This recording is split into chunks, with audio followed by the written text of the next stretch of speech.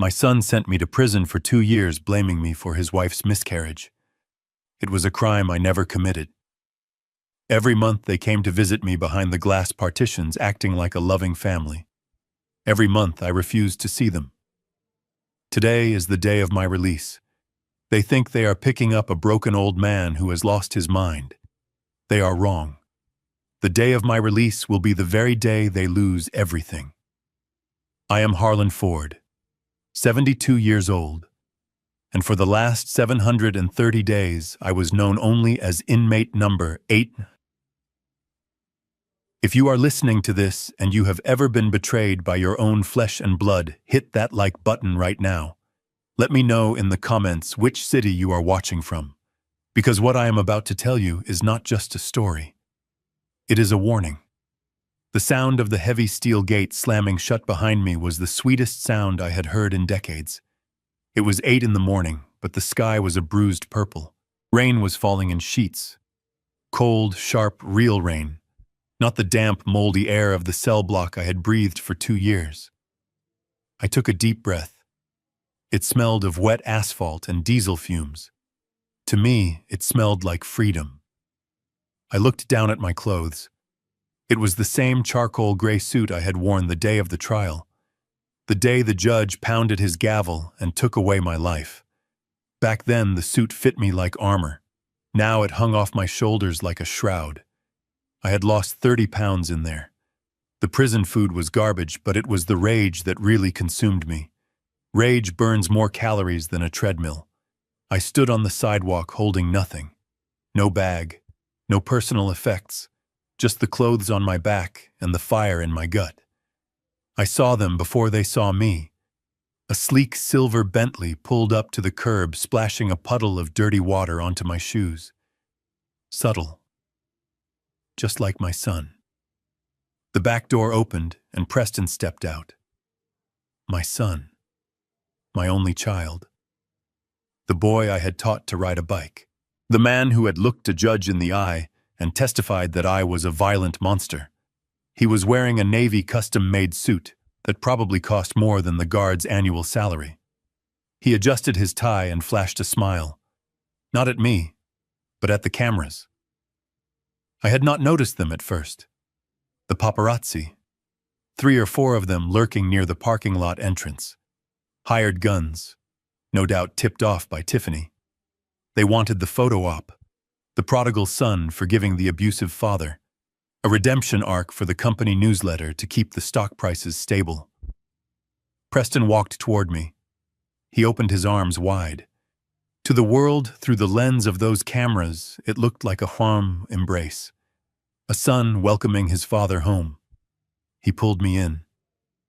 I stood rigid like a statue carved from ice. I felt his hand clap my back. Hard. Too hard. He leaned in close, his cheek touching mine. His breath smelled of mint and expensive coffee. "Smile, Dad," he whispered. His voice was a hiss that the cameras could not pick up. "Do not look so miserable. The shareholders are watching. If the stock drops 1 point because you look like a convict, I will cut your commissary fund to 0. I did not flinch. I did not blink. I just stared straight ahead at the wet pavement. Then came Tiffany, my daughter-in-law, the mistress who became the wife, the woman who had orchestrated this entire nightmare. She stepped out of the car looking like she was walking a runway. Perfect blonde hair, perfect makeup, and in her arms a bundle wrapped in blue cashmere. She walked up to us, her heels clicking on the wet concrete. Her eyes were dry, but her face was contorted into a mask of practiced concern. "Look who is here, Harlan," she cooed. Her voice was like syrup laced with arsenic. "This is little Leo, your grandson. He has been waiting to meet you." She shoved the bundle into my face. I looked down. The baby was sleeping, innocent, unaware that he was being used as a prop in a sick play. I looked at the baby, and then I looked at Tiffany. I saw the fear behind her layers of foundation. She held the baby out, expecting me to take him, expecting the photo of the repentant grandfather holding the new heir. I did not raise my hands. I kept them buried deep in my pockets. I looked right through her as if she were made of glass, as if she did not exist. I stepped to the side, bypassing her completely. The smile on her face faltered. The cameras clicked furiously, capturing the rejection. Preston stepped in front of me, blocking my path. His face turned red. "What are you doing?" he hissed through gritted teeth. "Get in the car. We have a dinner planned." I did not say a word. I simply walked around him. My eyes were fixed on a beat-up black Ford sedan parked 50 yards away. Leaning against it was a man holding a black umbrella. Garrett, my lawyer, my only friend. He was not wearing a flashy suit. He looked tired, but he was there. Loyalty is rare these days. Rarer than gold. I heard Preston's footsteps splashing behind me. He grabbed my arm. His grip was weak, soft hands. Hands that had never done a day of real work in their life. "Dad." "Stop making a scene," Preston growled. "You are embarrassing us. Get in the Bentley." I stopped. I turned my head slowly and looked at his hand on my sleeve. I did not speak. I just looked. The intensity of my glare made him recoil. He let go of my arm as if it were burning hot. I turned back and continued walking toward the Ford. Garrett opened the back door for me. I slid onto the cracked leather seat. It smelled of old tobacco and paper. It smelled like safety. As Garrett closed the door, I heard Preston screaming. He had lost his composure. The mask had slipped. "You are crazy, old man," he yelled, his voice cracking. "You have nowhere to go. The house is mine. The company is mine. You have nothing. Do you hear me? You are homeless." I watched through the rain-streaked window as he stood there in his expensive suit, getting soaked to the bone. Tiffany was pulling at his arm, trying to hide her face from the cameras. I sat back and closed my eyes.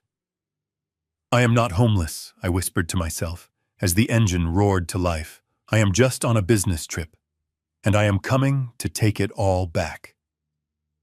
The interior of the black Ford sedan smelled exactly as I remembered. It was a mix of old leather peppermint and the faint dusty scent of legal briefs that had been sitting in the back seat for too long. Garrett Hale did not say a word as he pulled away from the curb. He navigated the car through the heavy rain, his knuckles white as he gripped the steering wheel. I watched the side mirror. The silver Bentley and the crowd of reporters shrank into the distance until they were nothing but a gray blur against the prison walls. For the first time in 2 years, the air I breathed did not smell of industrial disinfectant and despair. Garrett cleared his throat. He looked older. The lines around his eyes were deeper, and his hair, which had been salt and pepper when I went in, was now almost entirely white. I knew that look. It was the look of a man who had been holding back an avalanche with a plastic spoon. "You look terrible," Harlan Garrett said, his eyes flicking to the rearview mirror. "I feel fantastic," I lied. My body was aching, and the suit felt like it was hanging off a skeleton, but my mind was sharper than it had been in decades. Prison does that to you. It strips away the distractions. No golf games, no board meetings, no charity galas. Just time. Time to think. Time to hate. Time to plan. "Tell me the damage," I said, cutting straight to the point. Garrett sighed. He reached into his briefcase on the passenger seat and pulled out a thick manila folder. He handed it back to me without turning around. "It is bad," he said softly. "Worse than we thought." I opened the folder. The pages were covered in red ink. I scanned the lines, my finger tracing the list of assets that were no longer mine. The lake house in Michigan was gone. Sold 6 months ago for half its market value. My collection of vintage watches pieces I had spent 40 years acquiring auctioned off to pay for what Preston called operational expenses. The trust fund I had set up for the employees' pension plan was drained. "He is bleeding the beast dry," Garrett said. "He sold the logistics fleet in the Southern District. He outsourced the trucking to a third-party vendor. A vendor, I might add, that is owned by one of Tiffany's cousins. I felt a cold rage settle in my chest, but I did not let it show. I turned the page. "What about the headquarters?" I asked. "The building downtown." "That is the only thing left," Garrett replied. "The crown jewel. He tried to sell it last month to a developer from Dubai, but the zoning laws you put in place 20 years ago made it difficult. He could not find a buyer who wanted to deal with the historic preservation restrictions." "Good," I whispered. "At least he is incompetent." Garrett hesitated. The car slowed down as we approached a red light. The rain drummed rhythmically against the roof. "There is something else," Harlan Garrett said, and his voice trembled slightly. "Something I found out 3 days ago. Preston was desperate. The crypto market crashed last week. He lost millions of the company's operating cash. He needed liquidity fast to cover the payroll and keep the creditors at bay." I closed the folder. I knew where this was going. "Who did he borrow from?" I asked. "He went to a private equity firm," Garrett said. "A shadow lender called Nemesis Corporation. They are sharks, Harlan. The worst kind. They specialize in distressed assets. They gave him a bridge loan of $12 million. The interest rate is predatory. It is practically criminal." I looked out the window. The city was passing by gray and wet, and the collateral I asked, though, I already knew the answer. Garrett gripped the wheel tighter. "Control," he said.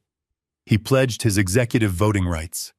If he misses a single payment, or if the company's credit rating drops below a C grade, Nemesis Corporation has the right to seize his shares and take immediate control of the board. He signed his death warrant. Harlan. These people do not play games. If they take over, the company is gone. They will strip it for parts." I sat back in the seat and let a small dry smile touch my lips. Garrett saw it in the mirror and frowned. "Why are you smiling?" he asked, sounding almost offended. "Did you hear me? Your son just handed the keys to your kingdom to a bunch of corporate raiders. We need to file an injunction. We need to find a way to pay off that loan before the first payment is due next week." I chuckled. It was a rough, rusty sound. "We will do no such thing," I said. Garrett slammed on the brakes as the light turned red. He turned around in his seat to face me, shock written all over his face. "Are you insane?" he demanded. "If Nemesis takes over, you lose everything too. Your legacy. The company you built from the ground up with a single truck. It will be gone." I leaned forward, resting my arms on the front seat. "Garrett," I said quietly, "who do you think owns Nemesis Corporation?" Garrett stared at me. He blinked, confused. "I do not know," he stammered. "It is a shell company registered in the Cayman Islands. The paperwork is buried under layers of anonymity. It is impossible to trace." "Not impossible," I said. "Just difficult." I reached into my pocket and pulled out a small crumpled piece of paper. It was a receipt from the prison commissary, but on the back I had written a series of numbers, account numbers. "2 years is a long time, Garrett," I said. "You brought me books, you brought me legal pads, but you also brought me access. Do you remember the forensic accountant you hired for me? The one you thought was just reviewing my appeal case?" Garrett's eyes widened. "I had him set up Nemesis Corporation 6 months ago," I continued. "I liquidated my offshore accounts, the ones Preston did not know about. The emergency fund Beatrice and I saved for a rainy day. It seems it is raining today." "You," Garrett whispered. "You are Nemesis." I nodded. "I am the shark, Garrett. I lent my son the rope he is going to use to hang himself. He thinks he borrowed money from a faceless corporation. He has no idea he borrowed it from the father he betrayed." Garrett slumped back into his seat. He let out a long, shaky breath. He looked terrified, and for a moment I felt a twinge of guilt, but only a twinge. So Garrett said, his voice barely audible, We own the debt. We control the loan. We can call it in right now. We can walk into that boardroom tomorrow and tell him he is finished. I shook my head. No, I said, not yet. Why not? Garrett asked. Why wait? Because pain is a teacher, I said, looking back out at the rain. And Preston has not learned his lesson yet. If I strike now, he will play the victim. He will say he was just having a bad quarter. He will say the market was against him. He needs to believe he is safe. He needs to think the money from Nemesis saved him. I paused, watching a drop of water trace a path down the glass. Let him spend the money, I said. Let him buy Tiffany another diamond necklace. Let him think he has won. Let him climb higher, Garrett. Because the fall only kills you if you fall from a great height. When he feels untouchable, when his arrogance is at its peak, that is when we trigger the default clause. That is when I take it all back. Garrett turned back to the steering wheel. The light turned green. He put the car in gear, but his hands were shaking slightly. You are a scary man, Harlan, he said. I was a good man once, I replied. But good men do not survive in prison, and they certainly do not survive in this family. I sat back, closing my eyes, visualizing the look on Preston's face when the hammer finally fell. It would be beautiful. It would be tragic. But it had to be done. A surgeon does not apologize for cutting open a patient to remove a tumor. And Preston, my own son, had become a tumor that was killing my legacy. Where to? Garrett asked, his voice returning to its professional tone. I opened my eyes. The fire in my gut was burning hotter than ever. Take me home, I said. Take me to the mansion. I want to see what they have done to my house, and I want them to see that the ghost has returned to haunt them. Garrett nodded and merged onto the highway. The wipers slapped back and forth, a metronome counting down the moments until the war began. I was not just an ex-con anymore. I was Nemesis, and Judgment Day was coming. The iron gates of Ford Manor rose up before us like the teeth of a giant beast. I had installed these gates 30 years ago to keep the world out, to protect my family. But as Garrett stopped the car in front of the call box, I realized the beast was now guarding the monsters inside from me. The rain was still falling harder now, drumming a relentless rhythm against the roof of the sedan. I looked up at the stone pillars. My initials, HF, were still etched into the granite, but I knew that inside that compound, my name had been scrubbed from existence. Garrett rolled down the window. The cold air rushed in. He pressed the intercom button. Silence. He pressed it again. Static crackled, followed by a voice I did not recognize. A hired goon. Private security. State your business, the voice barked. This is Garrett Hale, legal counsel for Harlan Ford. Open the gate. There was a pause, heavy and deliberate. Then the voice returned, dripping with mockery. Mr. Ford does not live here anymore. We have strict orders, no trespassers. Turn around, or we will call the authorities. I felt a muscle in my jaw jump. I opened my door and stepped out into the rain. Garrett called after me, but I ignored him. I walked up to the pedestrian entrance, a smaller gate set into the wall. I placed my thumb on the biometric scanner. I had programmed this system myself. It was designed to recognize my print in less than a second. I pressed my thumb against the glass and waited for the familiar green light. Instead, a harsh red light flashed. Access denied. I pressed it again, harder. Access denied. They had deleted me. My own home, the place where I had raised my son, the place where I had nursed my wife through her final days, was rejecting me like a foreign virus. I stared at the red light, the rain dripping from my nose, and for a moment, the rage was so blinding, I wanted to tear the scanner off the wall with my bare hands. Then the sirens started. They were close. Too close. Tiffany must have called them the moment she saw our car turn onto the private road. She had been waiting for this. Watching from the window like a spider in a web. Blue and red lights flashed against the wet pavement as two patrol cars screeched to a halt behind Garrett's Ford. Doors flew open. 4 officers stepped out, hands hovering over their holsters. I turned slowly to face them. I knew the drill. I had learned it the hard way 2 years ago. Move slow. Keep your hands visible. Do not speak unless spoken to. Step away from the gate, the lead officer shouted. He was young, terrified, and dangerous. Put your hands in the air. Now. I raised my hands slowly. The rain soaked into my shirt, chilling me to the bone. I am not armed, I said, my voice calm, contrasting the storm inside me. This is my house. We have a 911 call reporting an attempted break-in and violation of a restraining order, the officer yelled, advancing on me. Turn around, hands on the wall. I did as I was told. I felt the cold, rough stone against my palms. The officer patted me down, his hands rough and intrusive. I looked up toward the house. The front door opened and Tiffany stepped out onto the porch, sheltered by the massive overhang. She was not crying now. She was pointing.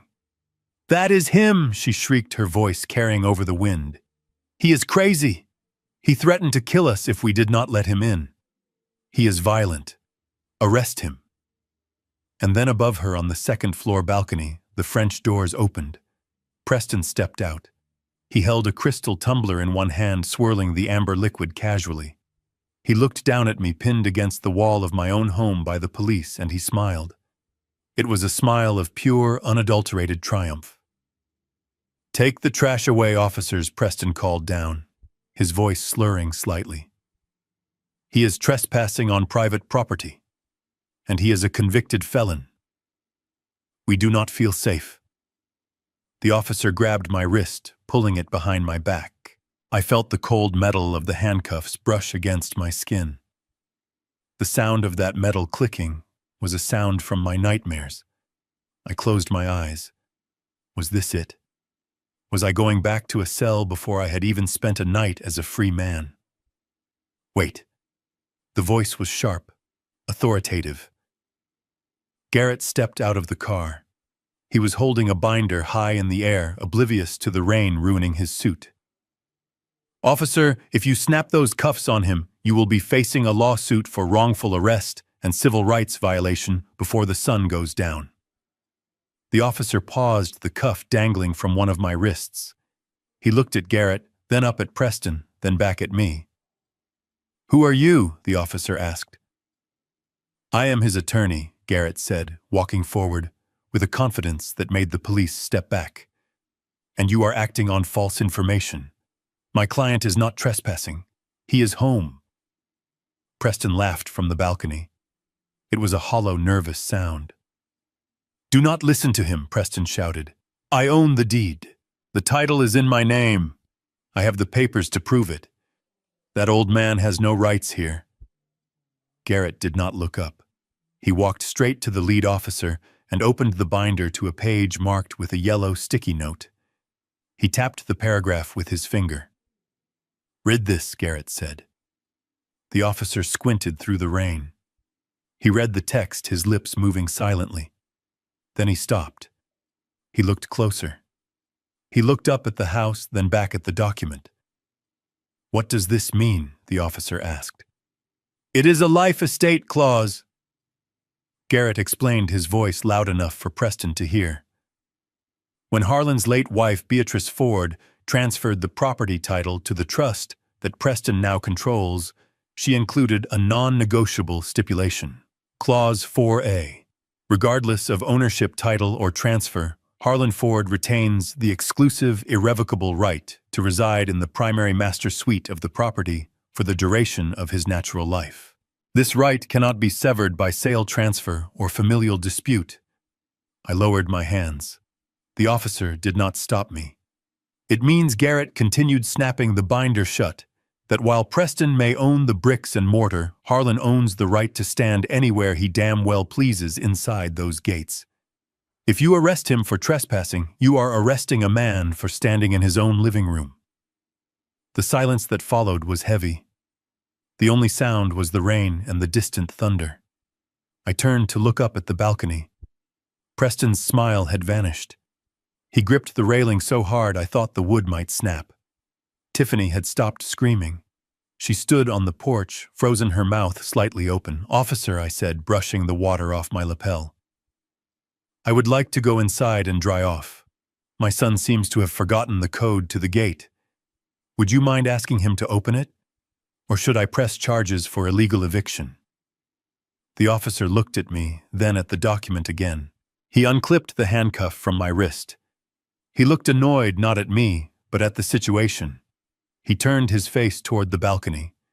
"Mr. Ford," the officer shouted at Preston. "Open the gate." What? Preston yelled back. "No. He is dangerous." "The document is valid, sir," the officer replied, his hand resting on his baton. "Open the gate or we will have to cut the lock. And I will have to cite you for obstructing a resident's legal access. Do not make me come up there." Preston slammed his drink down on the railing. Glass shattered, raining shards down onto the patio below. He turned and stormed back inside, leaving the doors open. A moment later, the red light on the scanner turned green. The heavy iron gates groaned and began to swing open. I nodded to the officer. "Thank you for your service," I said. I walked past the security guard booth. The hired goon kept his head down, pretending to be busy with his phone. I walked up the long, winding driveway. The landscaping was different. My roses were gone, replaced by trendy, sharp-edged hedges that looked cold and uninviting. The fountain in the center of the circular drive was dry, filled with dead leaves. Neglect. It was everywhere. Preston wanted the status of the mansion, but he had no interest in the work required to maintain it. Garrett drove the car up behind me, but I kept walking. I wanted to enter on foot. I wanted them to hear my footsteps. I reached the front porch. Tiffany was still standing there. She had crossed her arms over her chest, a defensive posture. Her eyes were darting around, looking for a new angle, a new weapon she could use. But she had played her ace and I had trumped it. I walked up the steps. 1, 2, 3. I stopped right in front of her. She smelled of expensive perfume and fear. She tried to hold my gaze, tried to muster that arrogant sneer she had worn in the courtroom, but she faltered. She looked down. "You cannot stay here," she hissed, her voice trembling. "We will make your life a living hell. You will wish you were back in prison." I looked past her through the open front door. The foyer was changed. My antique Persian rug was gone, replaced by a modern white animal skin that looked ridiculous. But what caught my eye were the curtains in the grand salon. They used to be a soft, welcoming gold. Now they were heavy velvet dyed a deep, aggressive crimson. I looked back at Tiffany. I stepped close enough to whisper, invading her personal space, just enough to make her flinch. "I have been in hell for 2 years, Tiffany," I said softly. "I found it quite comfortable." I brushed past her, my shoulder checking hers, forcing her to stumble back in her high heels. I stepped across the threshold. The air inside was warm, but it felt stagnant. I turned back to look at her one last time before I closed the door on the world outside. "I see you redecorated," I said, gesturing to the salon. "You changed the curtains to red." Tiffany glared at me, her hands balled into fists. "So what?" she spat. I smiled, and for the first time that day, it was a genuine smile. "Good choice," I said. "The color of blood suits you." I turned and walked toward the stairs, leaving her standing in the cold, wet wind. I was inside. The enemy was within the walls, and the hunt had officially begun. The silence inside the manor was not the peaceful silence I remembered. It was a suffocating quiet, the kind that hangs in the air before a tornado touches down. I walked through the hallway, my footsteps echoing on the marble floor. My shoes were still damp from the rain, leaving faint, muddy prints on the white animal skin rug. I did not care. I walked past the living room and headed straight for the east wing. That was where my sanctuary used to be, my study. The room where I had built Ford Logistics from a single truck into an empire. The room where I had smoked cigars with senators and signed contracts that changed the skyline of this city. I reached the double oak doors. They were closed. I reached out to turn the brass handle, expecting the familiar resistance of the heavy wood. But the door swung open effortlessly. Too light, too hollow. I stepped inside and stopped dead in my tracks. My breath hitched in my throat. Gone. Everything was gone. My mahogany desk, the one hand-carved in Italy, was missing. The walls, once lined with floor-to-ceiling bookshelves filled with first editions and legal encyclopedias, were stripped bare. They had been painted a jarring, clinical white. The smell of old paper and rich tobacco was replaced by the stinging scent of rubber and lemon disinfectant. Mirrors. They had covered the walls in mirrors. I stared at my reflection. A gaunt, gray-haired man in an ill-fitting suit standing in the middle of a nightmare. Where my leather armchair used to sit there was now a high-tech treadmill. Where I used to review quarterly reports, there was a rack of dumbbells and a yoga mat. They had turned my war room into a gym. Tiffany's gym. I saw a pink towel thrown carelessly over a bench press. I walked over and picked it up. It smelled of her perfume. Sickeningly sweet. I dropped it on the floor and wiped my hand on my pants. I felt a burning sensation in my chest, a pressure building behind my eyes. It was not just disrespect. It was erasure. They were trying to scrub me out of the history of this house. I turned away from the mirrors. I could not bear to look at what I had become in this room that used to define my power. I needed to find my things, my books, my papers, but most importantly, Beatrice. Beatrice's portrait. It had hung above the fireplace for 20 years, an oil painting commissioned for our 30th anniversary. She was wearing her favorite blue dress, smiling that soft, knowing smile that used to calm my worst storms. I looked at the fireplace. The space above the mantel was empty, just a white void. Panic, cold and sharp, pierced through my anger. I ran out of the room. I moved faster than I had in years, ignoring the ache in my knees. I headed for the back of the house, past the kitchen, to the servants' quarters and the storage rooms. If they had thrown my life away, this is where the debris would have landed. I tore open the door to the maintenance closet. It was dark and smelled of mildew and damp earth.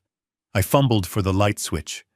A single naked bulb flickered to life, casting long, dancing shadows against the clutter. And there it was. Piled in a corner like garbage were boxes of my files, my awards. The key to the city I received 10 years ago was lying face down in a puddle of water leaking from a rusty pipe. But I did not care about the key. I dug through the pile, tossing aside plaques and trophies. Then I saw the corner of a gold frame. I pulled it out. My hands were trembling. It was Beatrice, but the canvas was torn. A long scratch ran across her cheek, likely from being dragged across the floor. The bottom of the frame was waterlogged, the wood swollen and rotting. Mold was starting to bloom on the corner of her blue dress. I sank to my knees on the cold, concrete floor. I pulled a handkerchief from my pocket and frantically tried to wipe away the dirt and the mold. "I am sorry," I whispered, my voice cracking in the empty room. "I am so sorry, B. I should have been here. I should have protected you." I held the frame against my chest, rocking back and forth. The rage that had been a fire was now turning into ice, solid, unbreakable. They could take my money. They could take my company. But to treat the memory of the woman who built this home with them like trash, that was not a mistake. That was a declaration of war. I stayed there for a long time, cleaning every inch of the frame until it was as clean as I could make it. I stood up, composing myself. I adjusted my tie. I picked up the portrait and walked back towards the main house. I would not leave her in the dark. She was coming back to the light. I carried the painting into the main living room. I placed it carefully on a side table, leaning it against the wall. I was just brushing a speck of dust from the glass when I heard footsteps behind me. heavy, arrogant. Well, look who is making himself at home. I turned slowly. Preston was standing in the doorway. He had changed out of his suit into casual clothes, designer jeans and a polo shirt that was too tight around the middle. He held a glass of whiskey in one hand. I did not answer him. I just stood in front of the portrait, shielding it. Preston walked into the room, his eyes scanning the space until they landed on the painting. He scoffed. "I thought we threw that old thing out," he said, taking a sip of his drink. "It really clashes with the new decor. Tiffany hates it. It is depressing." "It is your mother," I said, my voice low and steady. "It is a dusty old picture," Preston countered, waving his hand dismissively. "But fine. Keep it in your room. Just keep it out of sight. We have guests coming tonight. Important people. Investors. I do not want them seeing my father acting like a senile janitor carrying trash around the house." He reached into his back pocket and pulled out a money clip. He peeled off a few bills and tossed them onto the coffee table between us. They fluttered down like dead leaves. "Here," Preston said. $500. That is your allowance for the month. Do not spend it all on candy." I looked at the money, then I looked at him. "Allowance," I repeated. "Yeah," Preston sneered. "You have no income, no pension. I froze your personal accounts, remember. Consider this charity. Go buy yourself a new shirt. That suit smells like prison. And tonight, do me a favor. Stay in your room. Do not come down. Do not embarrass me." He waited for me to explode. He wanted me to yell, to throw the money back in his face. He wanted to prove that I was the unstable, violent man he had painted me to be in court. I took a deep breath. I forced the muscles in my face to relax. I walked over to the coffee table. I picked up the bills. 500, I said, counting them slowly. I looked up at him and forced a small, tight smile. "Thank you, son," I said. "This is very generous of you." Preston blinked. He looked disappointed. He had lost his fight. "Yeah, well," he mumbled, turning away. "Just stay out of the way." He walked out of the room, taking his drink with him. I listened to his footsteps fade as he went upstairs to get ready for his party. I looked at the money in my hand. $500. The price of his arrogance. I pocketed the cash. "Thank you, son," I whispered again to the empty room. "This will buy me a front row seat to your funeral." I turned my attention to the large oak desk in the corner of the living room. It was the only piece of my original furniture they had kept, probably because it was too heavy to move. It was where Preston now sat to sign the checks he had no right to sign. I reached into the inner pocket of my jacket. I pulled out a small black device. It was no bigger than a button. I had acquired it from a contact on the inside, a man who used to work for intelligence before he ended up in cell block D. I knelt down. I felt under the heavy lip of the desk. I peeled off the adhesive backing and pressed the bug firmly against the wood, deep in the shadows where no one would ever look. I tapped it once to make sure it was secure. "Enjoy your party, Preston," I said softly. "Speak loudly. I want to hear every lie." I stood up, picked up Beatrice's portrait, and walked toward the stairs. The money was in my pocket. The bug was in place. The game was afoot. I was not just a guest in my own house anymore. I was the spy in the enemy's camp. And tonight, I would listen. I spent the next hour in the guest room bathroom scrubbing the prison grime off my skin until it was raw and red. I shaved off the gray stubble, revealing the sharp jawline that had intimidated union leaders and corporate raiders for 40 years. In the back of the cedar closet, wrapped in a garment bag that Tiffany had evidently missed during her purge, I found it. My tuxedo. It was a Brioni tailored in Rome 10 years ago. It was a little loose around the waist now, but with the right posture, it did not look like hand-me-downs. It looked like armor. I stood in front of the mirror. The man looking back at me was not inmate 8940. He was not the broken father who had been dragged away in handcuffs. He was Harlan Ford, founder, CEO, predator. I adjusted my cufflinks' gold knots that I had hidden in the toe of an old shoe. I checked the listening device in my pocket to make sure it was secure. Then I opened the door.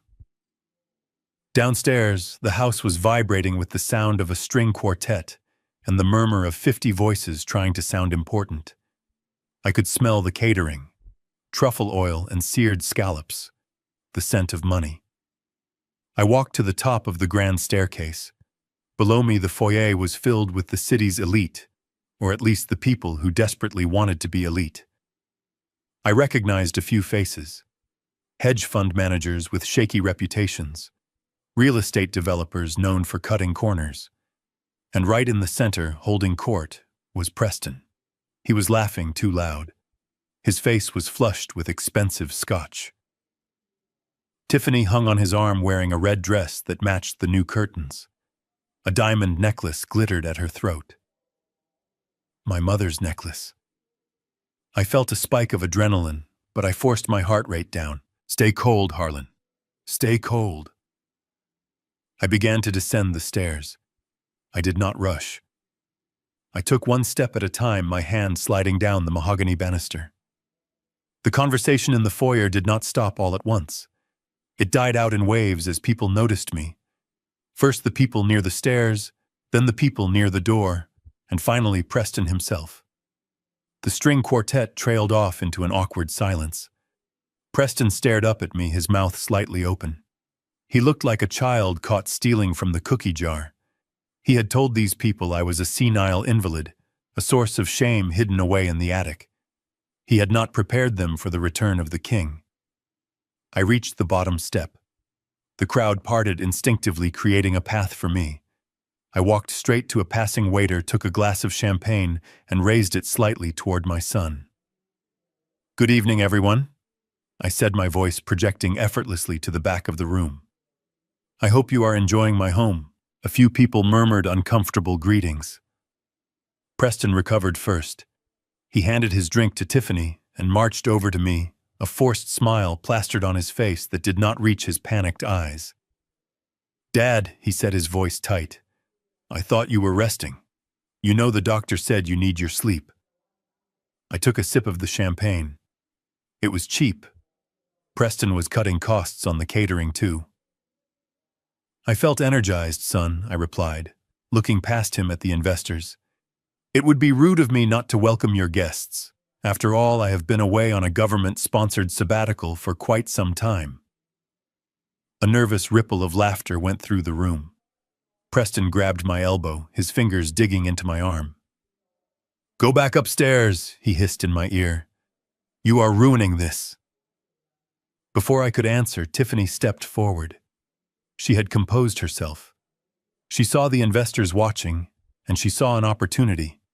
She released Preston's arm and walked toward me with a look of exaggerated pity. She placed a hand on my chest, her fingers splayed like a spider. "Oh, Harlan," she sighed, loud enough for everyone to hear. "It is so brave of you to come down. We were just telling everyone how much you have struggled since the incident." She let the word hang in the air. The incident. The code word for the lie that had sent me to prison. The room went deadly silent.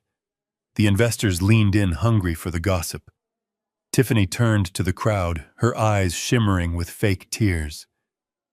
"You all know the tragedy our family faced," she said, her voice trembling perfectly. "When I lost the baby. It was a dark time. And poor Harlan here. His mind just snapped. He did not mean to hurt me. We know that now. Prison was hard on him, but we are just glad to have him back where we can take care of him, even if he gets confused sometimes." She patted my cheek condescendingly. It was a masterclass in humiliation. In 30 seconds, she had painted me as a violent, senile old man, and herself as the saintly victim who had forgiven him. The investors nodded sympathetically. They looked at me with pity. I did not pull away. I let her hand rest on my cheek. I looked her dead in the eye. You are right, Tiffany, I said, my voice calm and steady. My memory has been foggy lately. Prison does that to a man. You have so much time to think about the past, to replay every detail. I took a step closer to her, forcing her to step back. But there is one thing I have been trying to remember. I continued, addressing the room now. And maybe you can help me, Tiffany, since you were there. I paused. The tension in the room was thick enough to choke on. That night on the stairs, I said, when you fell and we lost the baby, was it a boy or a girl?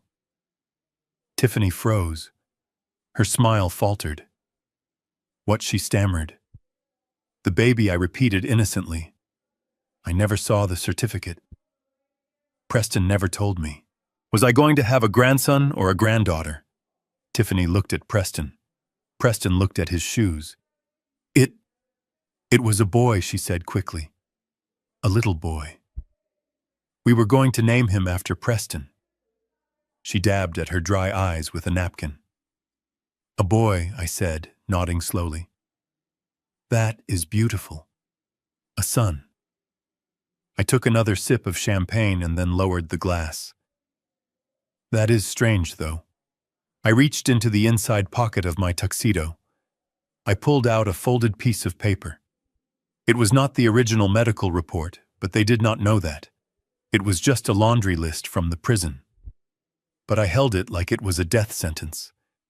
Because my lawyer sent me the medical files from St. Jude's Hospital just yesterday, I said, my voice dropping an octave.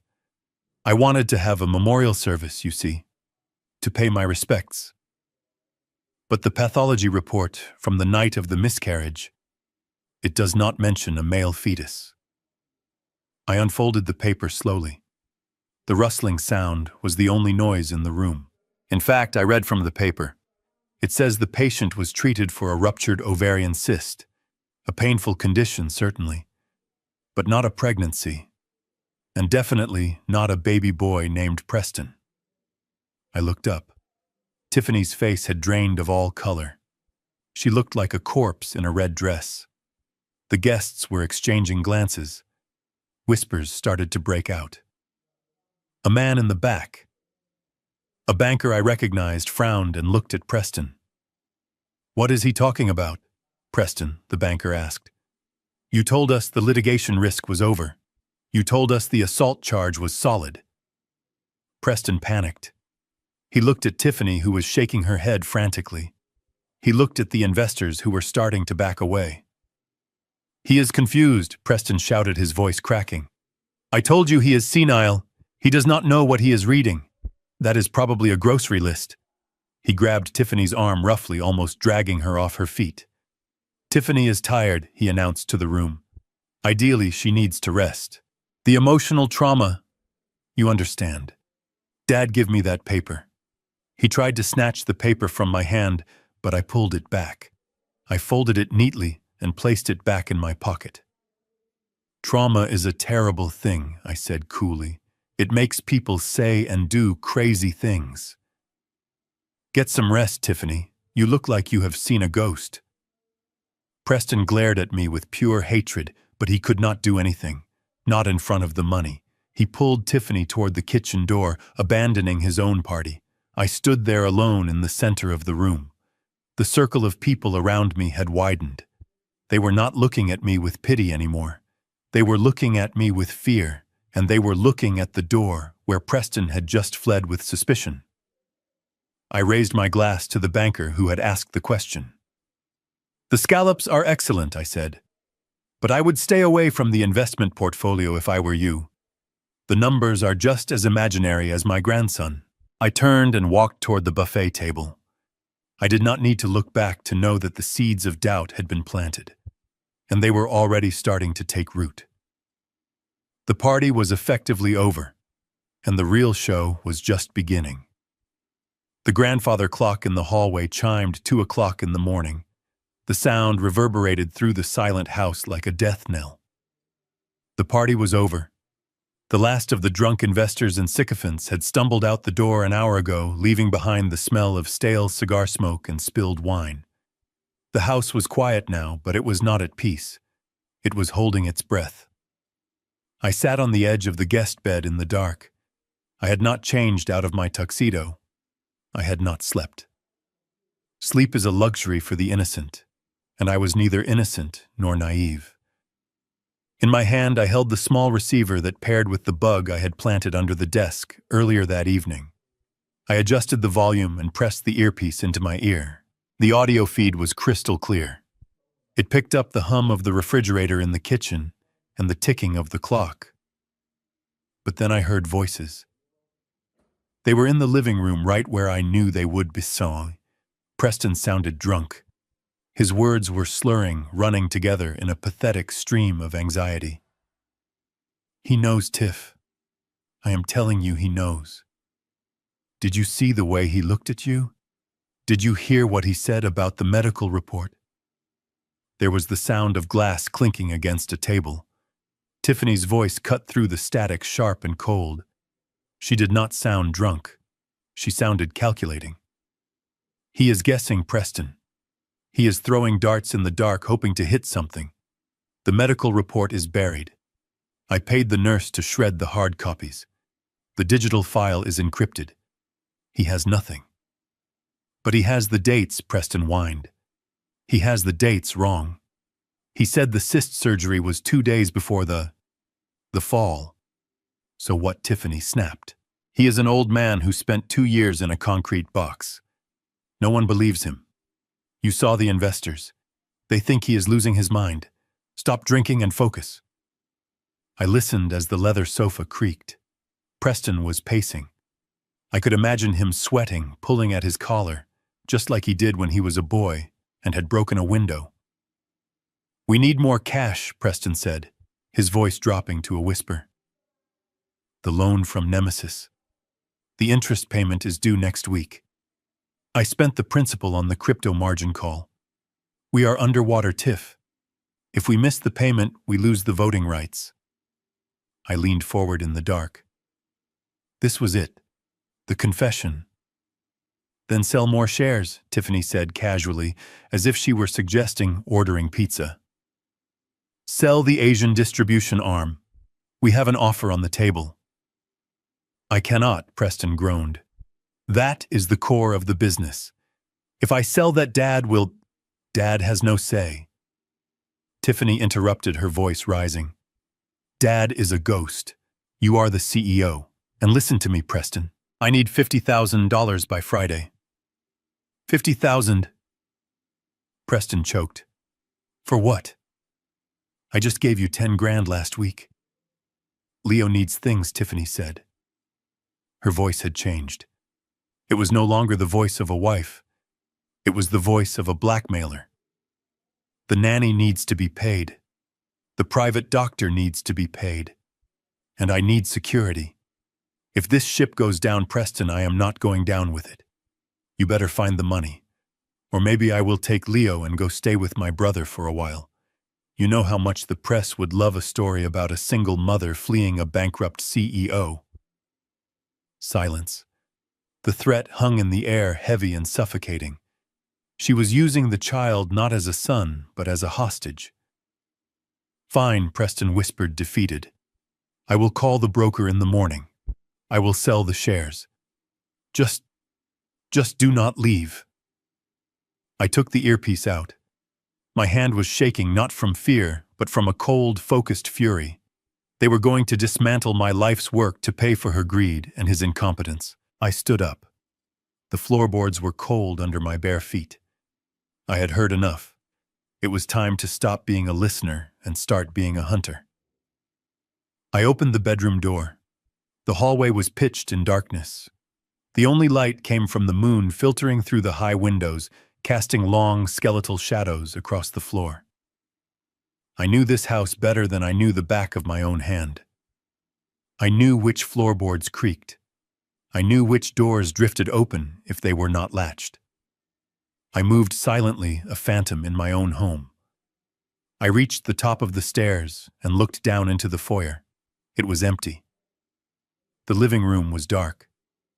Preston must have passed out on the sofa or stumbled up the back stairs. But then I saw it. A faint beam of light flickering in the hallway that led to my old study. Someone was there.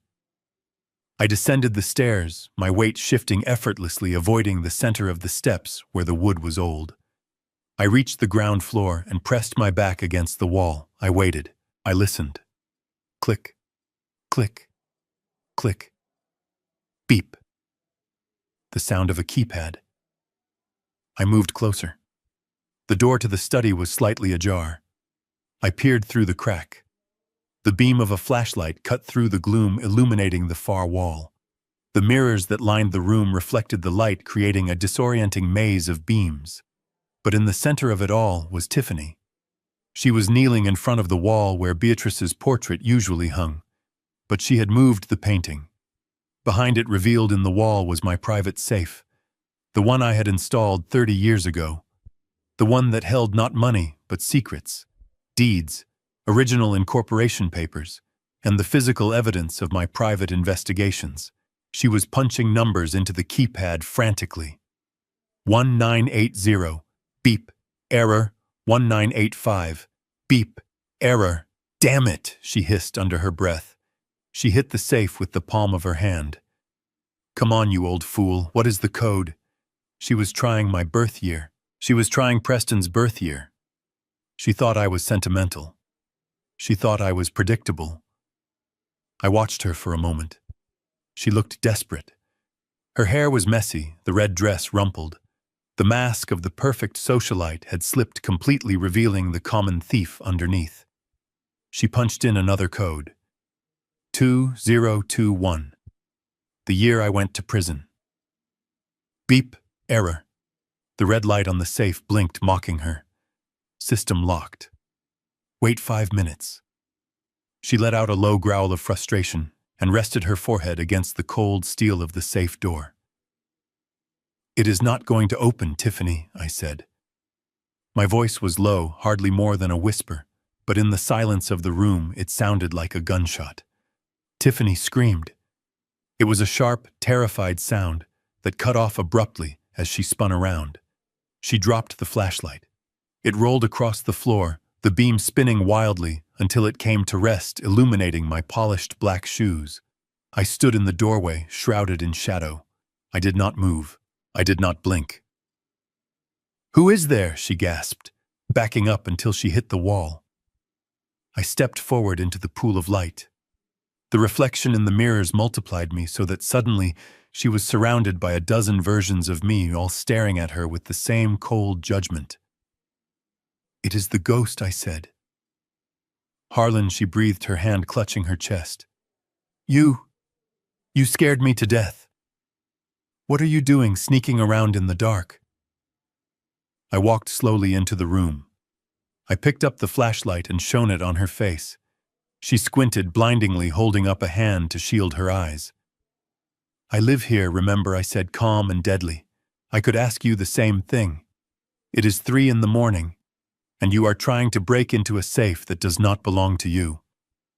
I was looking for my earrings, she lied quickly, her eyes darting around the room.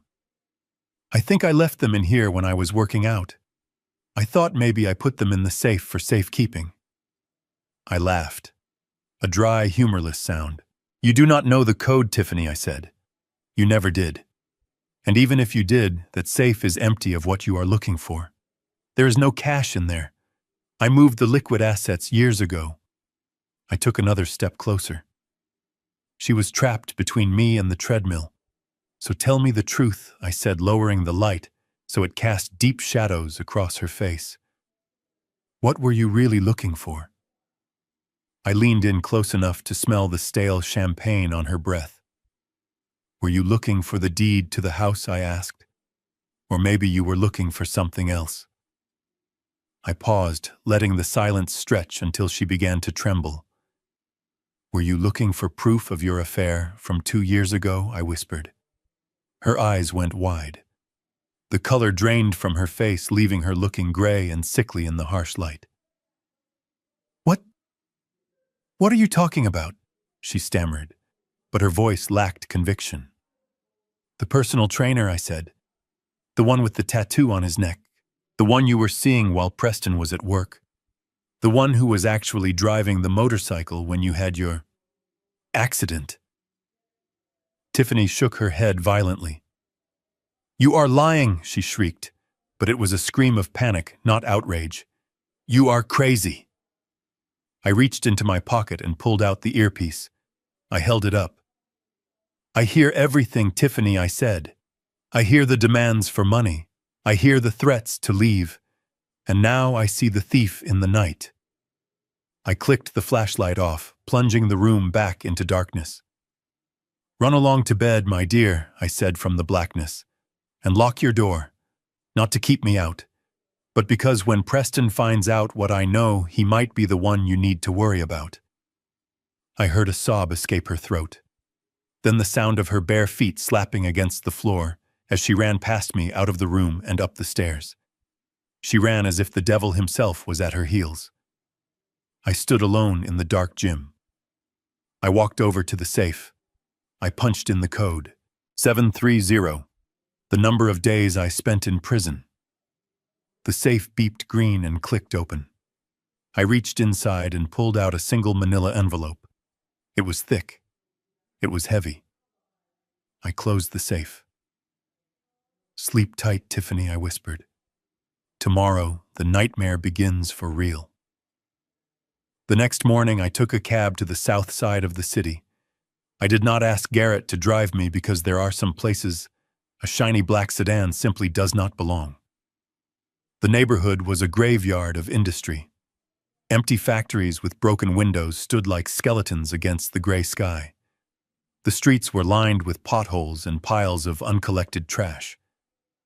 This was where my son had banished his own family while he lived in the lap of luxury.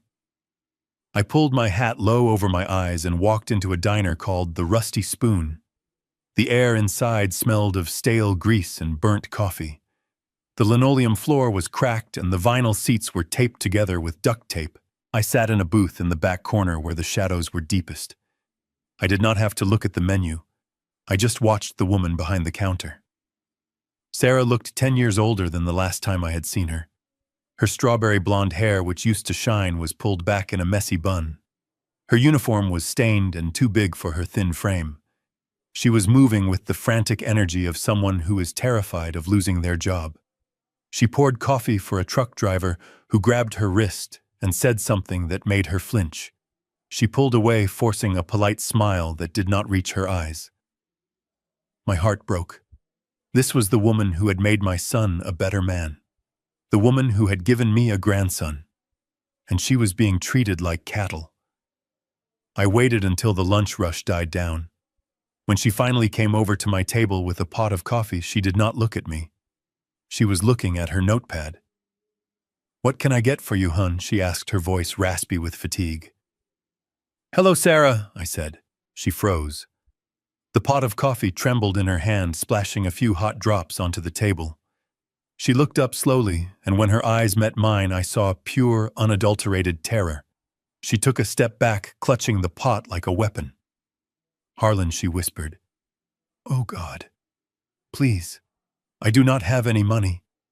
She thought I was there to hurt her. She thought I was the monster Preston had told the world I was. "Sit down, Sarah," I said softly, gesturing to the seat opposite me. "Please. I am not here to hurt you." She looked around the diner, checking if her manager was watching. Then she slid into the booth, sitting on the edge of the seat, ready to run. "They said you were in prison," she said, her hands shaking on the table. "They said you would never get out." "I was released yesterday," I said. "And the first thing I wanted to do was see you. And the boy. How is Danny?" At the mention of her son, her expression hardened. She leaned forward, her protective instinct overriding her fear. "Stay away from him," she hissed. "Preston made it very clear. If I try to contact the family, or if I let you near Danny, he will cut off the alimony. He will take full custody. He told me you are dangerous, Harlan. He told me what you did to Tiffany." I reached across the table and placed my hand over hers. She tried to pull away, but I held firm, My grip was gentle but solid. I did not touch Tiffany, I said, looking deep into her eyes. I never touched her. And I know you did not cheat on Preston either. Sarah's eyes filled with tears. She slumped back against the booth, the fight draining out of her. It does not matter what is true, she said, wiping her eyes with a rough paper napkin. It only matters what they can prove. Tiffany is smart, Harlan. Evil, but smart. She hired that actor. She set up the hotel room. She called me there saying it was a catering emergency for Preston's company. When I walked in, that man grabbed me and the photographer jumped out of the closet. She looked out the window at the bleak street outside. Preston did not even ask for an explanation. She continued, her voice bitter. He had the divorce papers ready the next morning. He kicked us out with nothing. He said Danny probably was not even his. He cut off my credit cards. He blocked my number. We lived in a shelter for 3 months, Harlan. A shelter. While he was buying Tiffany a Porsche. I felt the rage rising again, hot and familiar. But I pushed it down. Rage is useless unless it is focused. I know, Sarah, I said. I know everything. I know about the fake miscarriage. I know about the embezzlement. And I know that Danny is the only true heir to the Ford name. Sarah looked at me sadly. So what she said? You are just an old man with a criminal record. And I am a waitress living in a 1-bedroom apartment with rats in the walls. We cannot fight them, Harlan. They have lawyers. They have money. If we try, they will crush us. Please, just go. Leave us alone before Preston finds out you were here. She started to slide out of the booth. I am not asking you to fight Sarah, I said. She stopped. I reached into my jacket pocket. I did not pull out a weapon. I pulled out the file. The Nemesis file. I slid it across the sticky table. Open it, I commanded. Sarah hesitated, then opened the folder. She looked at the documents. She saw the loan agreement. She saw the default clauses. She saw the name of the holding company. Nemesis Corp. I do not understand, she said, looking up at me confused. What is this? This is the end of Preston Ford, I said. I leaned in closer, lowering my voice. I am Nemesis Sarah. I own the debt. I own the mortgage on the mansion. I own the company's operating capital. I own them. Her eyes went wide as she processed what I was saying. You lent him the money, she stammered. I gave him the shovel, I corrected. And he dug his own grave. But I need one thing to bury him. I need a witness. I pointed to the documents in her hand. I can take his money, I said. I can take his house. But I need you to help me take his freedom. I need you to testify about the setup. I need you to tell the judge exactly how Tiffany orchestrated the divorce. I have the medical records proving her miscarriage was a lie. If we combine that with your testimony, we can prove a pattern of fraud. We can put them where they belong. Sarah looked down at her hands. They were red and chapped from scrubbing tables. I am scared, Harlan, she whispered. Preston threatened me. He said he would make sure I never work in this town again. I reached into my pocket again. This time I pulled out a check. I had written it that morning from the Nemesis operating account. It was for $50,000. This is for you, I said, sliding it on top of the file. It is a consulting fee. Use it to get a decent apartment. Get Danny some new clothes. Quit this job today. Sarah stared at the check. Her mouth fell open. Harlan Weiss. I cannot take this. It is not a gift, I said sternly. It is an advance. When we win, you will be managing the Ford Foundation. You will never have to serve another cup of coffee in your life. But you have to be brave. Not for me, for Danny. Do you want him to grow up in this neighborhood? Or do you want him to grow up in the house his grandfather built? Sarah looked at the check, then at the file, then at me. I saw the change happen in her eyes. The fear was still there, but something else was pushing through it. Hope. And a mother's fierce desire for justice. She took a deep breath. She picked up the check and held it tight. "He told me I was worthless," she said, her voice shaking, but gaining strength. "He told me I was nothing without him." "He was wrong," I said. Sarah nodded. She stood up. She took off her apron and threw it onto the table. It landed with a soft thud. "I get off at 2, she said. "Where do we start?" I smiled. "We start by getting you a lawyer," I said, "and then we start the fire." I watched her walk behind the counter and tell her manager she was quitting. For the first time in 2 years, I felt a genuine warmth in my chest. I had my ally. I had my family. And Preston and Tiffany were sitting in their glass castle, completely unaware that the stones were about to start flying. The headquarters of Ford Logistics rose above the city skyline like a monument of steel and glass. I stood on the sidewalk across the street, looking up at the 42nd floor. That was where my office used to be. That was where I had signed the papers to buy my first fleet of trucks. And that was where my son was currently sitting, preparing to sell the last piece of my soul to a consortium of foreign investors who only cared about stripping the assets and firing the American workforce. I adjusted my tie in the reflection of the glass doors. I was not wearing the loose suit from yesterday. I was wearing a charcoal pinstripe tailored to perfection. It was old, but it commanded respect. I walked toward the revolving doors. My heart was pounding not with fear, but with the rhythm of a war drum. The lobby smelled the same, lemon polish and filtered air. The receptionist was new. She was young, and she looked at me with a mixture of confusion and recognition. She reached for the phone, probably to warn Preston, but I held up a hand. I did not stop walking. I headed straight for the security turnstiles. Standing there was Sam. He was the head of security. A big man with shoulders like a linebacker and a heart of gold. I had paid for his daughter's knee surgery 10 years ago. He looked at me and his face softened.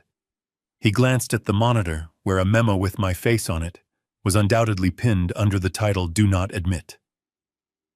Sam stepped forward, blocking my path. To anyone watching on the cameras, it looked like he was doing his job. He leaned in close, his hand resting on his belt. "Mr. Ford," he rumbled, his voice low, "they told me to call the police if you showed up. They said you were dangerous." I looked Sam in the eye. "Do I look dangerous, Sam?" I asked. He smiled a small, sad smile. "You look like the boss to me," he whispered. He reached into his pocket and pulled out a keycard. He swiped it on the sensor for me. The gate beeped green and opened. "Give them hell, sir," Sam said, stepping aside. I nodded my thanks and walked to the private elevator. The doors slid shut, cocooning me in silence. As the numbers above the door climbed higher, 20, 30, I felt the weight of the last 2 years falling away. I was rising. I was returning. The elevator chimed at the 42nd floor. The doors opened directly into the executive lobby. The boardroom was straight ahead. The double glass doors were frosted, but I could see the silhouettes of the people inside. I could hear Preston's voice. It was high-pitched and fast. The voice of a man trying to sell a drowning horse. I walked up to the doors. I did not knock.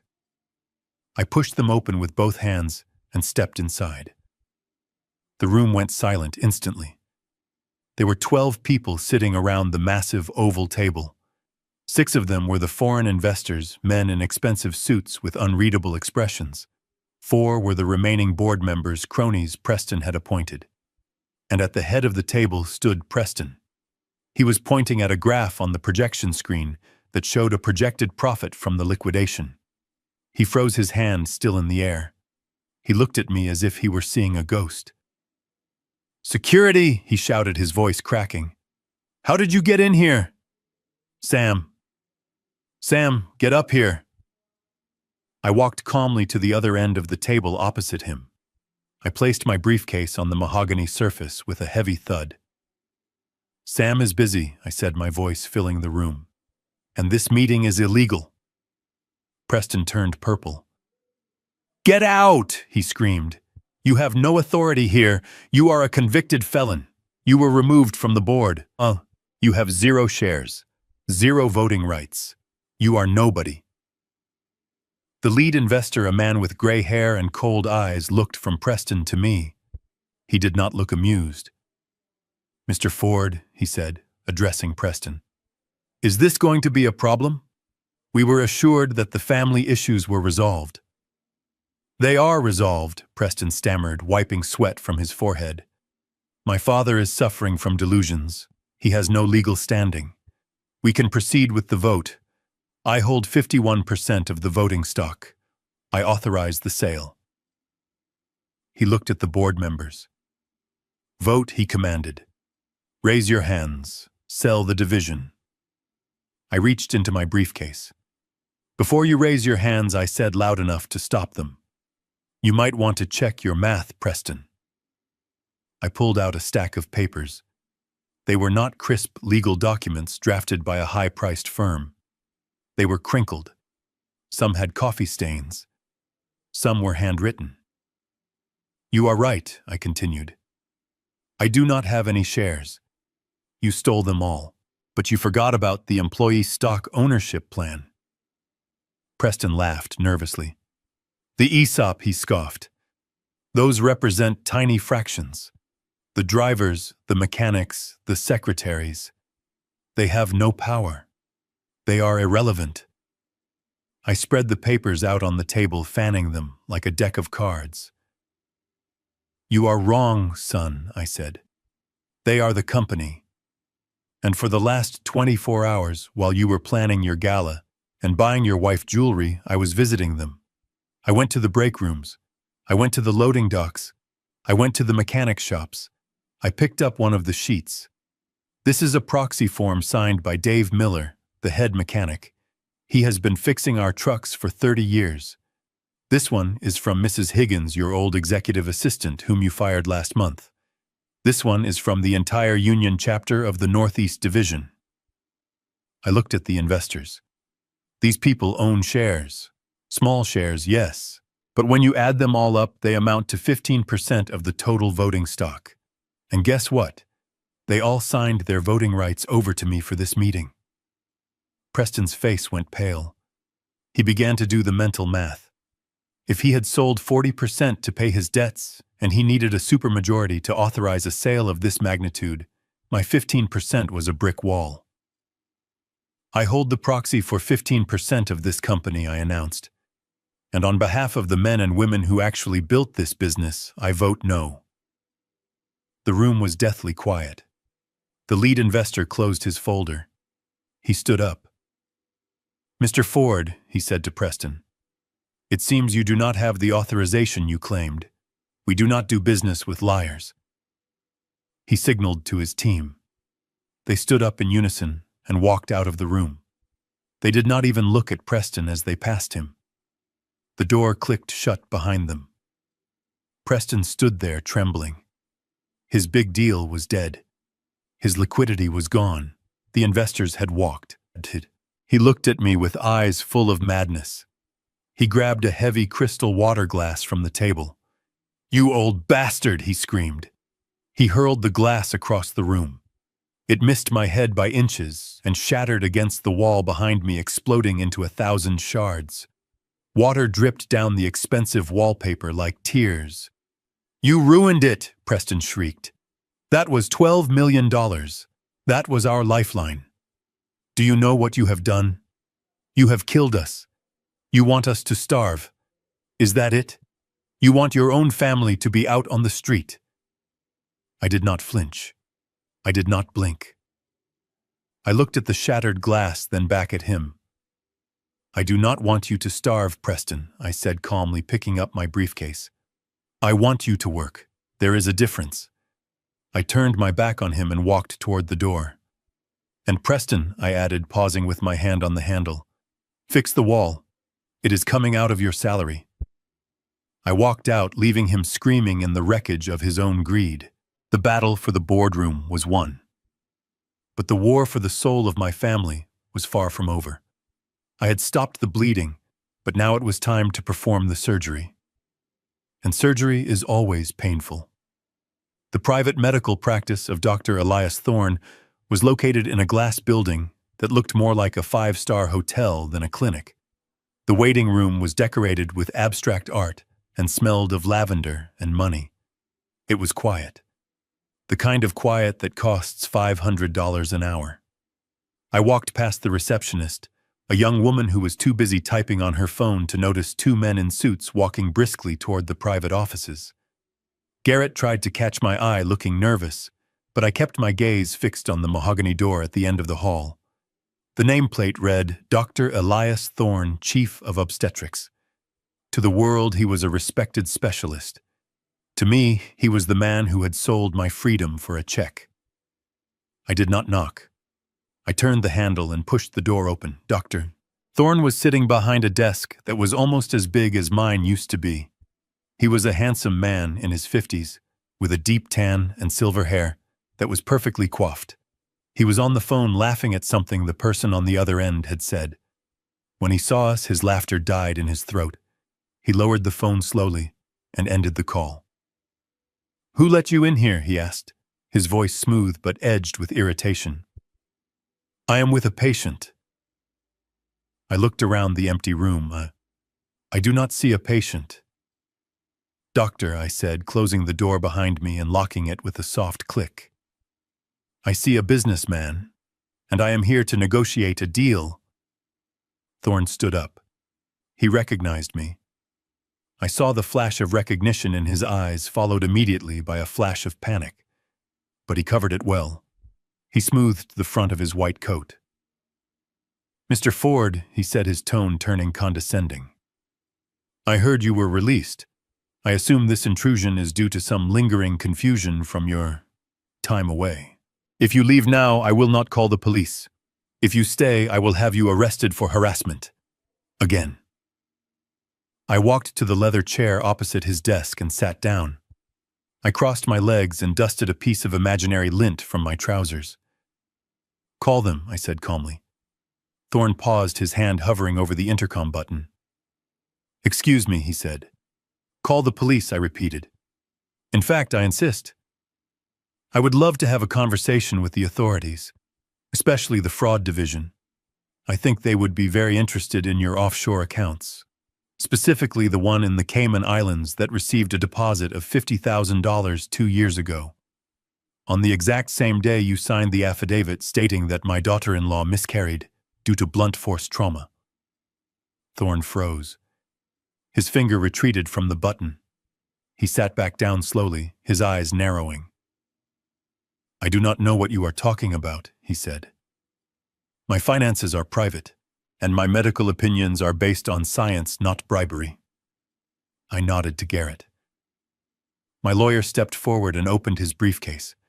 He pulled out a single sheet of paper and placed it gently on the desk. It was a transaction record. It showed the wire transfer from a shell company registered to Tiffany St. Clair directly into an account named Esculapius Holdings. "That is your holding company, isn't it?" Dr. Garrett asked.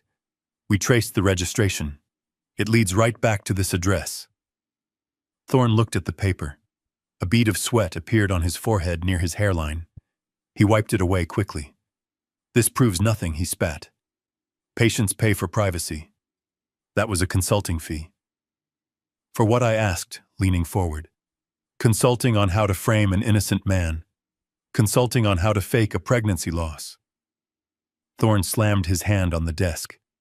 "Get out," he shouted, losing his composure. "You have no proof of anything. That affidavit was accurate. She came in bleeding. She had bruising consistent with a fall. I treated her. I documented it. You cannot intimidate me, Ford. I have friends on the medical board. I have lawyers who will eat you alive." I stayed silent. I let his anger fill the room. I let him scream until he ran out of breath. Then I reached into my pocket and pulled out a second piece of paper. This one was a photo. It was a grainy image taken from a traffic camera. It was dated May 14th, 2 years ago, 2 hours before Tiffany supposedly fell down the stairs at my house.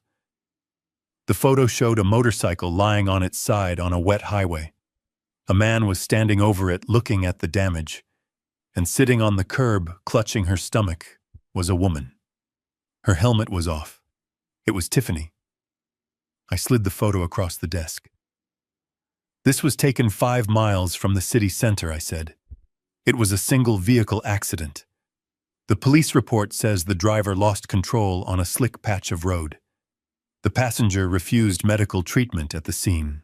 She said she would go to her own doctor. I pointed at Thorne. She came to you, didn't she? Thorne stared at the photo.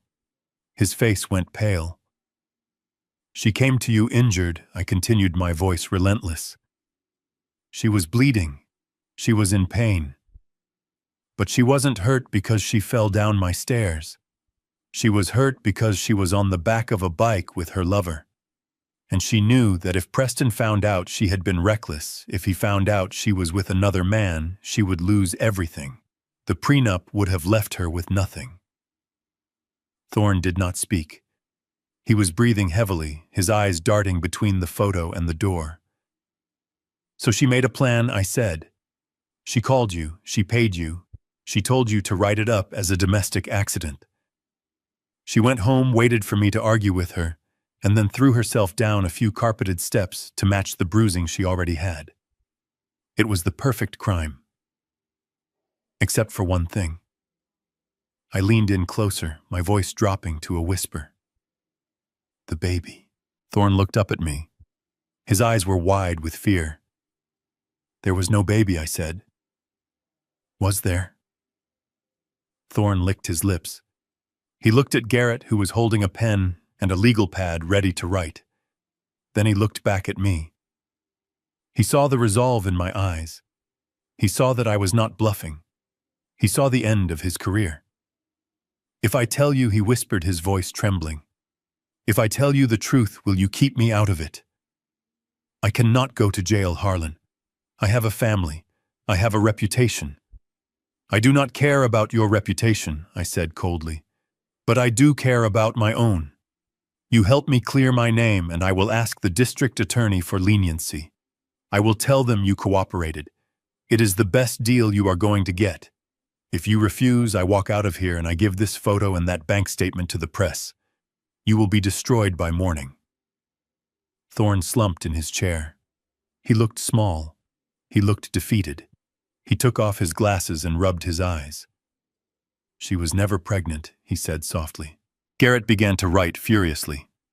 Say that again, I commanded. Louder. Thorne looked up, his eyes red. She was never pregnant with Preston's child, he said. She had a cyst, an ovarian cyst that had been causing her pain for months. She refused to get it treated because she was trying to get pregnant to secure her marriage. But she couldn't. And the accident, I asked. The accident ruptured the cyst, he confessed. That was the bleeding. That was the pain. She came to me terrified. She told me she had been with a friend. She said Preston would kill her if he knew. She begged me to help her. She said if I just wrote that it was a miscarriage, she could blame it on the fall. She said it would solve all her problems. She offered me $50,000. I had gambling debts. I took the money. I felt a wave of nausea. 2 years of my life. 2 years in a cage. All because of a cyst and a lie. And the stairs, I asked. She did that herself, he said, shaking his head. She staged it. She wanted to get rid of you. She said you were asking too many questions about the finances. She said you were in the way. It was 2 birds with 1 stone. I sat back in the chair. I felt lightheaded. The truth was uglier than I had imagined. It wasn't just greed. It was pure malice. Write it down, I said. What? Thorne asked. Write a full confession, I said, pointing to his notepad. Detail everything. The cyst, the accident, the bribe, the fake diagnosis, and sign it. Thorne hesitated for a second, then grabbed his pen. He wrote for 10 minutes. The only sound in the room was the scratching of the pen on paper and his ragged breathing. When he was finished, he pushed the pad toward me. I read it. It was damning. It was perfect. I stood up. I took the notepad and handed it to Garrett. "We need this notarized," I told Garrett, "and we need a copy sent to the district attorney immediately." I looked down at Thorne. He was sitting with his head in his hands. "You are a disgrace to your profession," I said. "I know," he whispered. I walked to the door and unlocked it. "Do not leave town, doctor," I said. "The police will be coming for you. But at least now you have a chance to tell them you were coerced. It might save you a few years." I walked out of the office and down the hall. Garrett walked beside me, clutching the notepad like it was the Holy Grail. "We got him," Garrett said, his voice full of awe. "We actually got him." "We got the pawn," I said, staring straight ahead. "Now we go for the queen." I walked out of the building and into the sunlight. The air felt cleaner. The city noise sounded like music. I had the weapon I needed. The noose was tightening around Tiffany's neck. And tomorrow I would kick the chair out from under her. The grand ballroom of the city museum was a spectacle of excess. Crystal chandeliers hung from the vaulted ceiling like frozen fireworks, casting a golden glow over the city's elite. There were 500 guests tonight. Men in tuxedos who controlled the city's banks, and women in gowns that cost more than a teacher's annual salary. They were drinking vintage champagne and eating caviar, oblivious to the fact that they were standing in a slaughterhouse, and the pig being led to the slaughter was my son.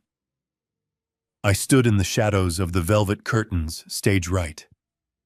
I was invisible to the crowd, but I had a perfect view of the podium. Preston was up there, basking in the spotlight. He looked the part of the successful CEO. His hair was perfectly styled. His smile was bright and false. Tiffany sat in the front row, wearing a necklace that I recognized as another piece from my late wife's collection. She was clapping her hands, gazing up at him with a look of adoration that I knew evaporated the moment the cameras turned off.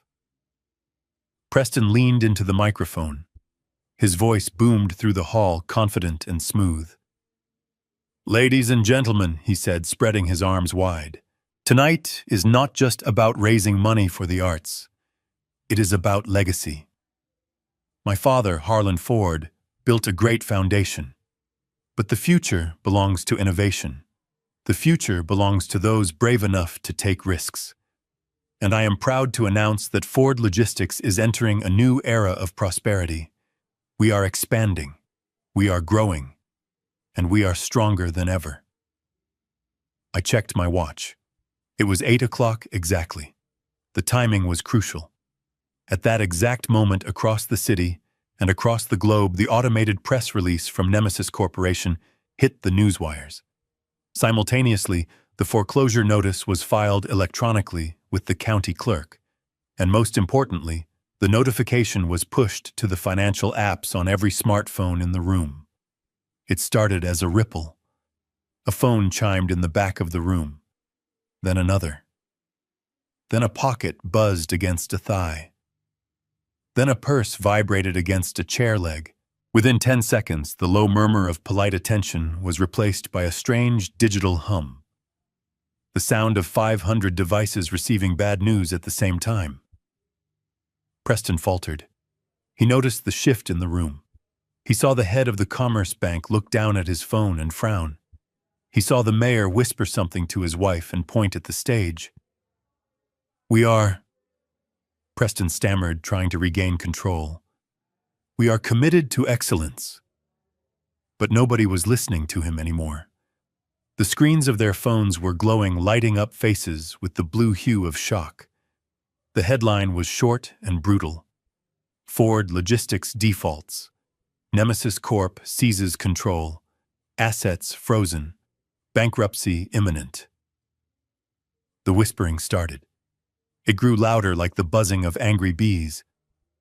I saw a woman in the second row show her phone to Tiffany. Tiffany looked at the screen. I saw her jaw drop. She stood up, knocking her chair over.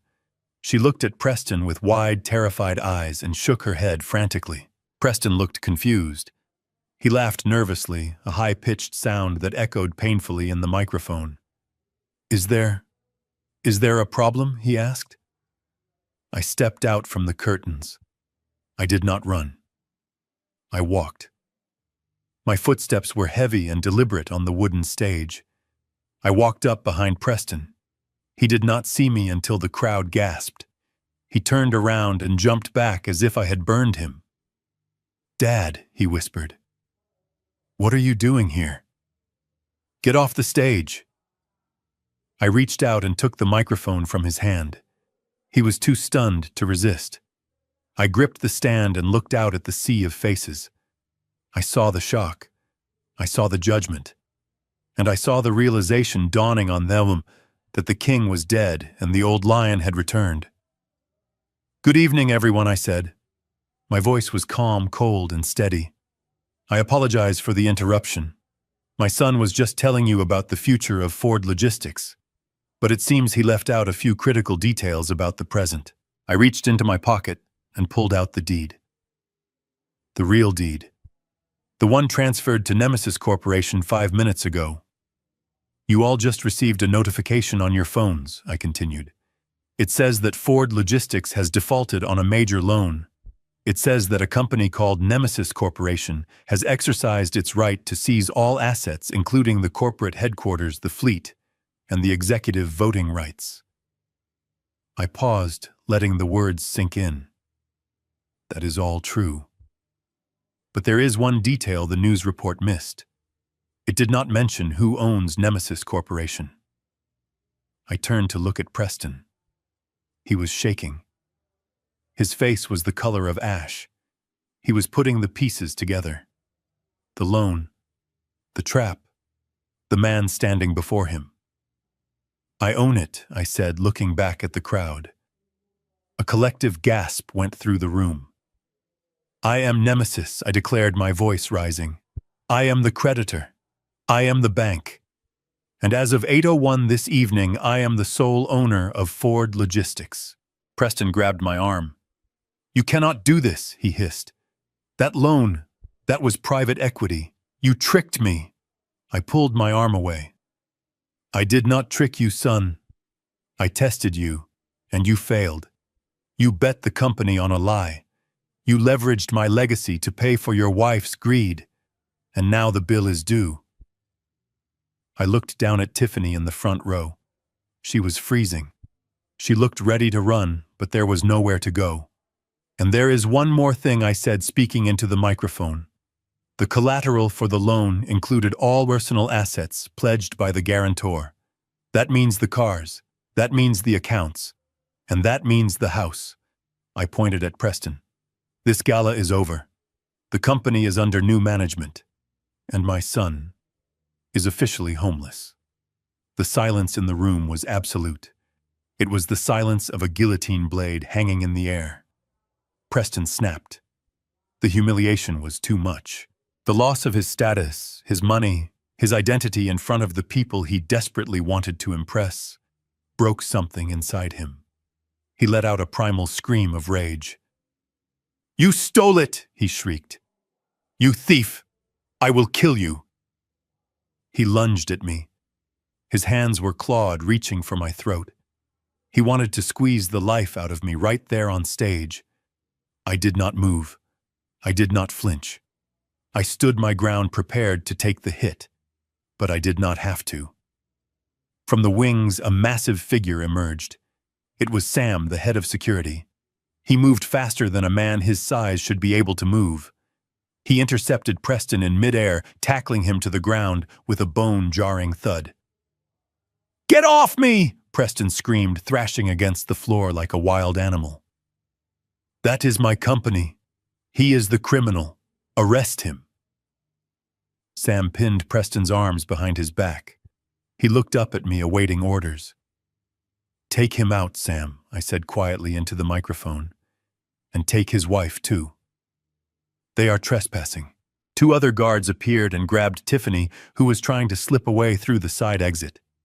She screamed, kicking and scratching as they dragged her toward the doors. Preston was hauled to his feet. His tuxedo was torn. His hair was wild. He looked at me with eyes full of tears and hatred. "I am your son," he sobbed. "How could you do this?" I looked at him. I looked at the boy I had raised, who had grown into a man who would frame his own father. "You stopped being my son the day you put me in a cage," I said. "Get him out of my sight." Sam dragged him away. Preston's screams echoed through the ballroom until the heavy double doors slammed shut, cutting off the sound. I stood alone on the stage. The crowd was staring at me. They were terrified. They were awestruck. They were witnessing a massacre and a coronation all at once. I adjusted my tie. I looked at the microphone. "Please enjoy the dessert," I said. "I believe the chocolate tart is excellent." I placed the microphone back on the stand and walked off the stage. I did not look back. I had stripped him of his armor. I had taken his sword. Now he was naked in the wilderness. But I was not done. He had lost his money. But he still had his freedom. And that was the last thing I intended to take. The backstage area was a narrow corridor of concrete and exposed wiring that smelled of dust and old adrenaline.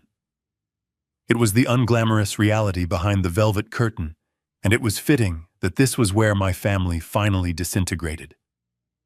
The roar of the crowd in the ballroom had turned into a low, confused rumble, but back here the noise was sharp and violent. Sam and the other guards had dragged Preston into a holding area near the loading dock. He was disheveled, his tuxedo jacket torn at the shoulder, his face slick with sweat and tears. He was not fighting anymore. He was hyperventilating, his eyes darting around like a trapped animal looking for a way out. Tiffany was there too, cornered by two security officers who were politely but firmly blocking her path to the exit. I walked into the space, the heavy metal door clicking shut behind me, muting the noise from the gala. But I was not alone. The press had found the side entrance. A dozen reporters with cameras and microphones were pushing against the security line, their lenses hungry for the aftermath of the explosion I had just detonated on stage. I nodded to Sam to let them in. The truth needed an audience. Preston saw me and scrambled to his feet, stumbling toward Tiffany. He reached out for her, desperate for an ally, desperate for the woman he had sacrificed his soul to please. "Tiffany, tell them," Preston pleaded, his voice high and hysterical. "Tell them about the trust. Tell them about the baby's rights. He cannot take everything. We still have your accounts. We still have the offshore money." Tiffany slapped his hand away. The sound echoed off the concrete walls like a gunshot. She stepped back, looking at him with a mixture of disgust and pure, unadulterated loathing. The mask had fallen completely now. There was no more sweet, supportive wife. There was only a rat realizing the ship had sunk and the captain was drowning. "Do not touch me," she spat. "You are pathetic. Look at you. You are crying like a child." Tiffany Preston gasped, clutching his chest. "What are you saying? We are in this together. We need to call a lawyer." "There is no we." Tiffany screamed, her voice shredding what was left of her dignity. "You are broke, Preston. You heard him. You are homeless. Do you think I signed up for this? Do you think I married you for your personality? You are a weak, spineless little man who needed his daddy to run his life. And now you do not even have his money." She turned to the guards, pointing a manicured finger at the door. "I am leaving," she announced. "I am filing for divorce in the morning. And you can tell your father that I am taking half of whatever scraps are left. I want spousal support. I want child support. I will bleed you dry for the next 18 years.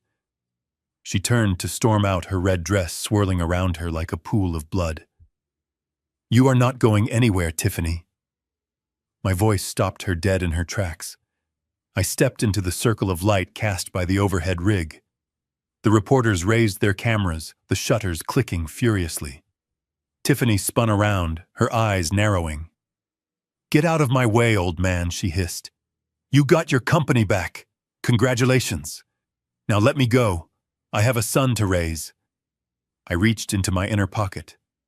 This was the moment. The final nail in the coffin. You do not have a son with Preston, I said calmly. The silence that followed was heavy. Preston looked up, his face streaked with tears, confusion warring with panic. What Preston whispered. What did you say? I walked over to him. I did not look at him with anger anymore. I looked at him with pity. I held up a document. It was the paternity test I had commissioned using the DNA sample from the diaper I had retrieved from the trash during my first visit to the mansion. I handed the paper to Preston. Read it, I commanded. Preston took the paper. His hands were shaking so hard he could barely hold it steady. He squinted at the numbers, the scientific jargon, and then the final conclusion at the bottom of the page. Probability of paternity 0%. He looked up, his mouth opening and closing soundlessly. He looked at Tiffany. Tiffany, he choked out. What is this? Tiffany's face went white. She tried to lunge for the paper, but Sam stepped in her way. It is a lie, she shrieked, looking at the cameras. He forged it. He is trying to frame me. I pulled out the second document.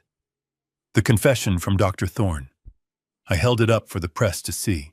And this, I addressed the reporters, my voice projecting clearly for the microphones, is a sworn affidavit from Dr. Elias Thorne.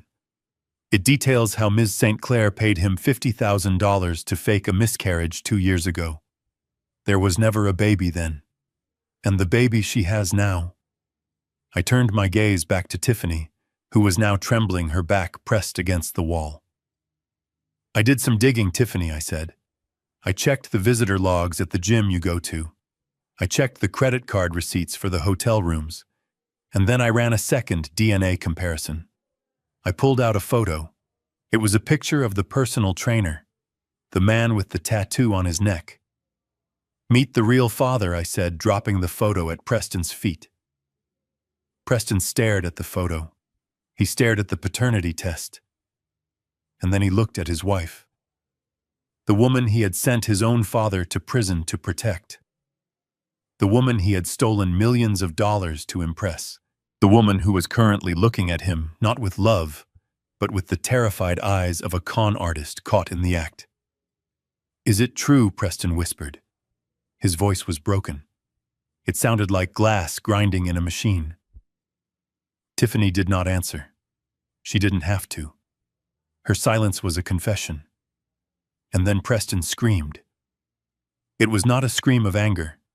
It was a scream of agony. It was the sound of a man realizing that his entire reality was a hallucination. He fell to his knees on the dirty concrete floor. He grabbed his hair, pulling at it, rocking back and forth. I put him in jail, Preston wailed, slamming his fist into the ground until his knuckles bled. I put my own father in jail for you. I destroyed my life for you. And it was all a lie. He looked up at me, his eyes wide and bloodshot, filled with a horror that would haunt him for the rest of his life. Dad, he sobbed. Dad, I didn't know. I swear I didn't know. She told me you hurt her. She told me the baby was mine. I looked down at him. He was a ruin of a man. A shell. Ignorance is not a defense, Preston, I said coldly. You chose to believe a lie because it was easier than facing the truth. You chose her over your own blood. Preston crawled toward Tiffany, grabbing the hem of her red dress. You monster, he screamed, spitting the words at her. You killed us! Tiffany kicked him away. She looked at the cameras, realized her life as a socialite was over, and finally broke down. She slid down the wall, burying her face in her hands, sobbing not for what she had done, but for what she had lost. I turned to the press.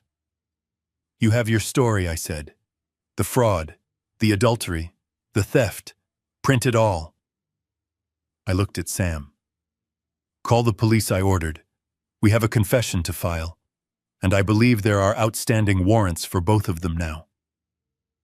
I turned and walked toward the exit door. Behind me, the sound of Preston's weeping mixed with the flashing of cameras and the shouting of reporters. It was a symphony of destruction. I walked out into the cool night air. The gala was still going on inside, but the party was over. The house of cards had fallen, and I was the only one left standing. The night air outside the museum was no longer cool and quiet. It was a cacophony of sirens and shouting. The red and blue lights of the police cruisers bounced off the wet pavement, creating a strobe effect that made everything look like a fractured nightmare. I stood near the valet stand, watching the scene unfold. The guests from the gala had spilled out onto the grand staircase, their expensive gowns and tuxedos huddled together against the wind, their phones raised high to capture the fall of the House of Ford. They had come to see a coronation, but they were staying for an execution. Sam had done his job well. The police had arrived in force. They were not the local beat cops who might look the other way for a donation. These were detectives from the Financial Crimes Division and officers from the state prosecutor's office. They moved with a grim efficiency that told me they had read the files Garrett and I had sent over. They knew exactly who they were looking for. Tiffany was the first to emerge from the side exit. She was flanked by two female officers who held her by the arms.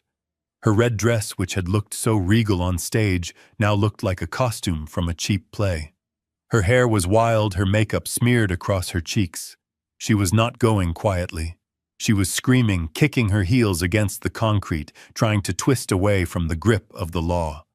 "You cannot do this," she shrieked, her voice raw. "Do you know who I am? I am a Ford. My husband owns this city. Unhand me immediately, or I will sue you for everything you have." One of the detectives, a tall man with a weary face, stepped in front of her. He did not look impressed. He pulled a pair of handcuffs from his belt. The metal glinted in the flashing lights. "Tiffany St. Clair," he said, his voice cutting through her hysterics. "You are under arrest for grand larceny, insurance fraud, and conspiracy to commit extortion. You have the right to remain silent." He spun her around. The sound of the cuffs ratcheting shut was sharp and final. Tiffany gasped. The reality of the cold steel against her wrists seemed to shock her into silence.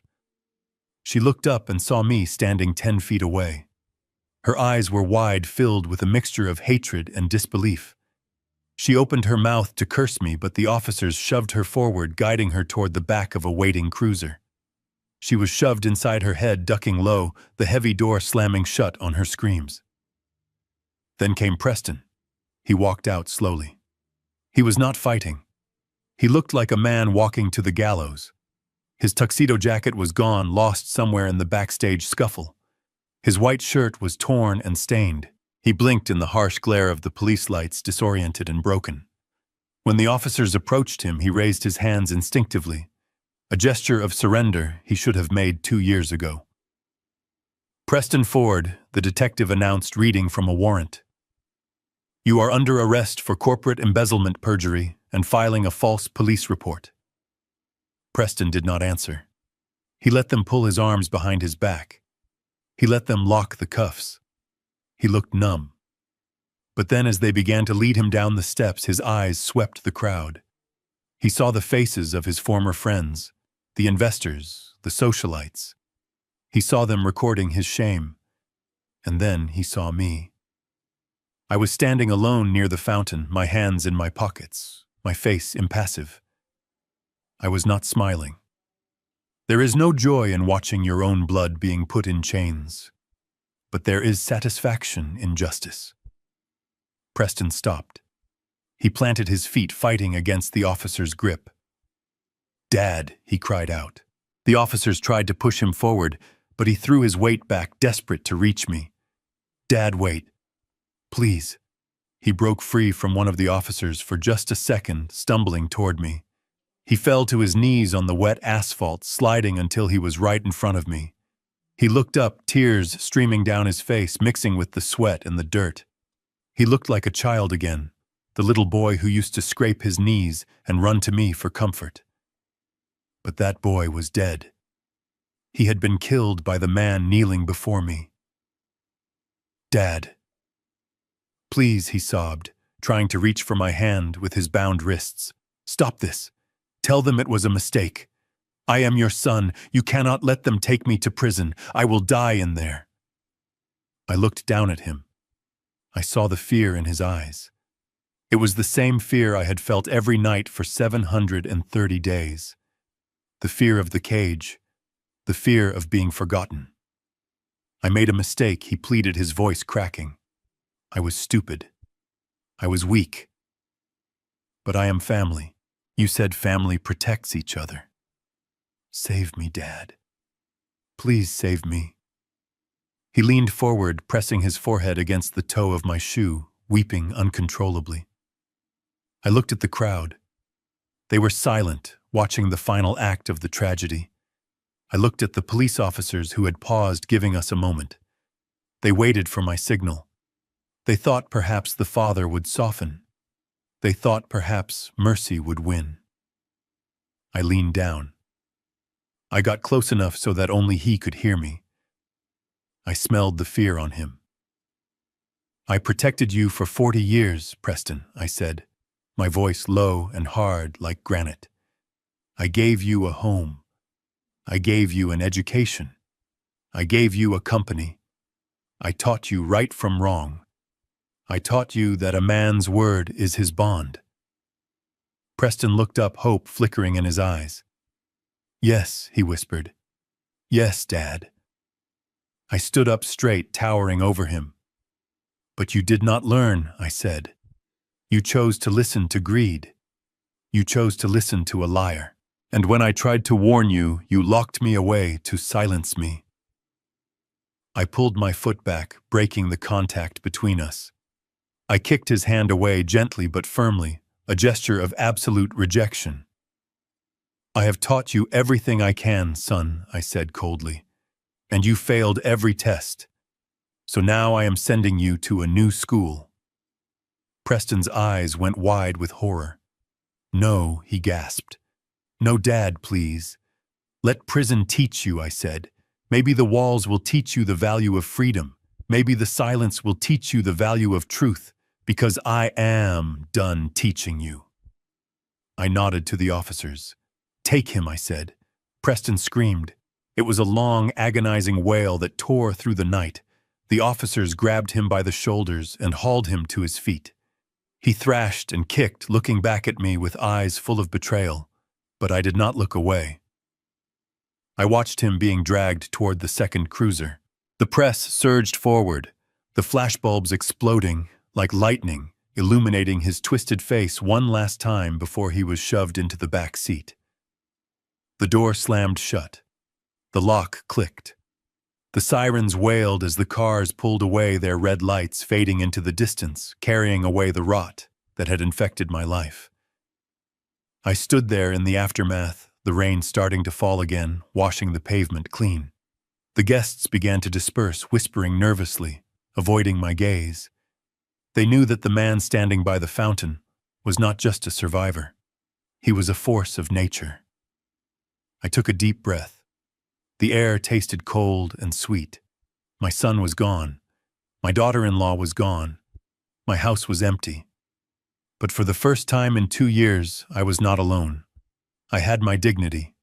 I had my truth. And tomorrow, I had a company to rebuild. The morning sun streamed through the floor-to-ceiling windows of the executive suite on the 42nd floor. It was a clean, sharp light, not the gray gloom that had hung over the city on the day of my release. The office had been restored. The treadmill was gone. The mirrors were gone. My mahogany desk was back in its rightful place, polished to a shine that reflected the skyline of the empire I had built. The air smelled of fresh coffee and expensive leather. It smelled of order. I sat in my high-backed chair, signing the final stack of documents.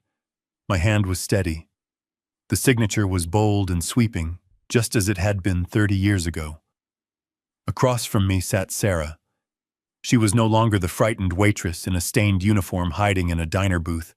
She was wearing a tailored navy suit that fit her perfectly. Her hair was styled, and her eyes behind her new glasses were sharp and intelligent.